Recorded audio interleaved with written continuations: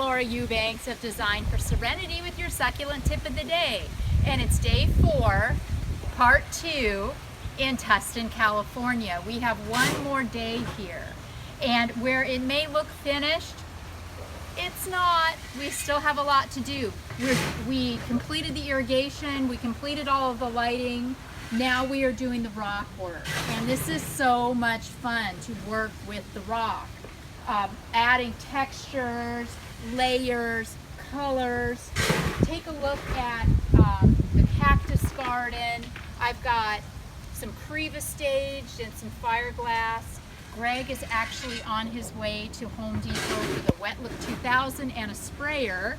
So we'll get all the little creva lacquered down so it doesn't blow away. We're going to apply a product called Gator Dust in the patio. Gator Dust is a product that, oh God, I don't know, Greg should be here. It does something to make it so it's stable.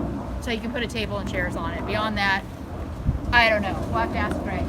But yeah, I'm gonna have Hannah just kind of walk you through and show you where we're at. Remember, this is not the final reveal. There's still more to come.